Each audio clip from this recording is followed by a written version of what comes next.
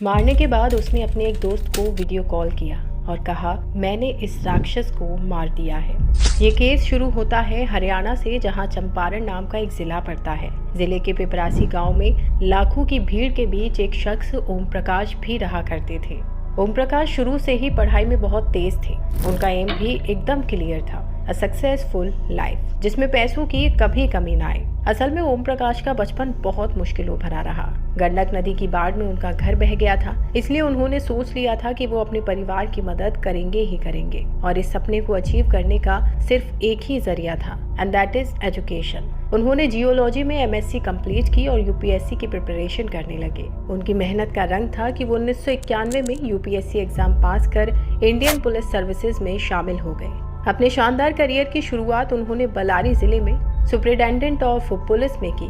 इसके बाद उन्होंने होमगार्ड, फायर सर्विसेज और सीआईडी जैसे जरूरी डिपार्टमेंट्स में सर्विस दी और 1 मार्च 2015 को वो कर्नाटक में डीजीपी की पोस्ट पर अपॉइंट हुए। इसके बाद 2017 में वो रिटायर हो गए और बेंगलुरु में अपनी पत्नी और 2 बच्चों के साथ सेटल हो गए। ओम प्रकाश की शादी 1980 के दशक में पल्लवी से हुई थी। दोनों के 2 बच्चे हुए, बेटी कीर्ति और बेटा कार्तिकेश। बेंगलुरु में कार्तिकेश फैमिली से दूर रहा करते हैं और एक प्राइवेट कंपनी में काम करते हैं, जबकि कीर्ति अपनी माँ के ज्यादा करीब थी, इसलिए वो माता पिता के साथ ही रहा करती थी। वैसे तो पल्लवी और ओम प्रकाश के बीच सब कुछ ठीक चल रहा था, लेकिन जैसे जैसे दोनों का रिश्ता आगे बढ़ा, लड़ाई झगड़े भी शुरू हो गए, जिसकी वजह था ओम प्रकाश का नेचर। असल में ओम प्रकाश कुछ रंगीन मिजाज के थे। वो ज्यादातर समय अपनी जॉब को दिया करते थे, जिस वजह से पल्लवी को खालीपन महसूस होने लगा और उन्हें सिजोफ्रेनिया नाम की बीमारी हो गई। ये एक ऐसी बीमारी है जिसमें इंसान डिप्रेशन और इल्यूशंस क्रिएट करने लगता है। पल्लवी के साथ भी ये सब होने लगा और लास्ट कुछ समय से उनकी ये बीमारी बढ़ती ही चली गई। और फिर आई 20 अप्रैल 2025 की वो शाम, जिसने इस पूरी फैमिली को बिखेर कर रख दिया।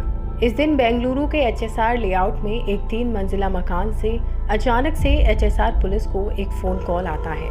ये फोन कॉल करने वाली थी पल्लवी। उसने कहा कि मैंने अपने पति को मार दिया है। इस कॉल के साथ पुलिस को ये भी पता चल चुका था कि पल्लवी पूर्व आईपीएस अधिकारी और डीजीपी ओम प्रकाश की पत्नी है, यानी मरने वाला शख्स कोई और नहीं बल्कि पूर्व डीजीपी ओम प्रकाश ही थे। इसलिए पुलिस की गाड़ियां तुरंत मौके पर पहुंचती हैं। घर के अंदर ग्राउंड फ्लोर पर चारों तरफ खून ही खून पड़ा हुआ था और उस खून के बीच थी 68 साल के ओम प्रकाश की बॉडी, जिनके गले और पेट पर चाकू से वार किया गया था। कपड़े फटे हुए थे और चेहरा लाल मिर्च पाउडर से सना हुआ था, जबकि आसपास शराब की बोतल, मिर्च पाउडर और चाकू भी था।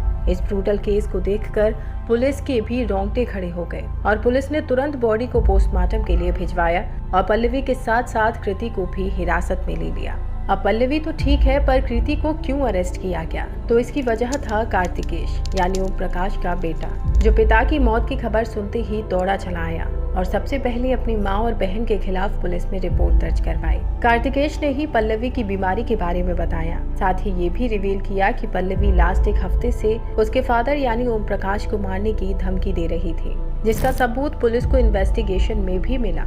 पुलिस को पता चला कि पल्लवी पिछले 1 हफ्ते से गूगल पर सर्च कर रही थी कि गले की नस काटने पर मौत कैसे होती है, और भी कई सस्पिशियस तरीके उसने सर्च किए थे जो किसी इंसान की रहस्यमय मौत की वजह बन सकते थे। पर पल्लवी ऐसा करना क्यों चाहती थी? क्या सिर्फ ओम प्रकाश का रंगीन मिजाज या काम के प्रति लगाव ही इसकी वजह था? तो इसका जवाब है बिल्कुल नहीं। इसकी असली वजह था प्रॉपर्टी का dispute. According to reports, Om Prakash ने कर्नाटक के दांदेली में पड़ी अपनी एक जमीन को अपने किसी रिश्तेदार के नाम कर दिया था, जिस वजह से पल्लवी बहुत नाराज थी। इसके अलावा ओम प्रकाश अपनी सारी जायदाद अपने बेटे कार्तिकेश के नाम करना चाहते थे, लेकिन पल्लवी ऐसा नहीं चाहती थी। वो अपने और कीर्ति के लिए भी जायदाद में हिस्सा चाहती थी, पर ओम प्रकाश ऐसा करने को राजी नहीं थे। इसलिए पल्लवी ने उन्हें मारने की धमकी देनी शुरू कर दी, जिस वजह से ओम प्रकाश अपने किसी रिश्तेदार के घर रहने के लिए चले गए। पर कुछ दिन पहले ही कीर्ति उन्हें मनाकर वापस ले आई और फिर 20 अप्रैल की वो दोपहर आई। ओम प्रकाश डाइनिंग टेबल पर बैठे खाना खा रहे थे। इतने में पल्लवी से बहस शुरू हो गई तो ओम प्रकाश ने उन पर पिस्तौल तान दी, जिस वजह से पल्लवी ने डर के मारे मिर्च पाउडर उनके चेहरे पर उड़ा दिया। ओम प्रकाश के हाथों से पिस्तौल छूट गई और वो दर्द में तड़पने लगे, पर पल्लवी ने उनकी मदद करने की जगह ओम प्रकाश के हाथ पैर बांध दिए और चाकू से उन पर लगातार वार करने लगी। चाकू के अलावा पल्लवी ने एक कांच की बोतल से भी उन पर हमला किया और मौके पर ही उनकी मौत हो गई। इसके बाद पल्लवी ने अपने एक दोस्त को वीडियो कॉल किया और कहा, मैंने इस राक्षस को मार दिया है। और फिर शाम को उन्होंने ये सब पुलिस को बताया। पुलिस की माने तो कीर्ति उस वक्त घर में ही थी और अपनी मां की मदद कर रही थी, लेकिन उसने ओम प्रकाश को बचाने की कोशिश तक नहीं की। इसलिए अब दोनों के खिलाफ आईपीसी की धारा 103, 103(1) और 103(5) के अंडर में मामला दर्ज किया गया है। फिलहाल दोनों जेल में हैं और पुलिस अभी भी अपनी इन्वेस्टिगेशन में लगी हुई है। हालांकि दोनों को क्या सजा होगी ये तो कोर्ट और आने वाला वक्त ही बताएगा। आज के लिए बस इतना ही। वीडियो पसंद आई हो तो लाइक शेयर कर चैनल को सब्सक्राइब और बेल आइकन को प्रेस करना बिल्कुल ना भूलें।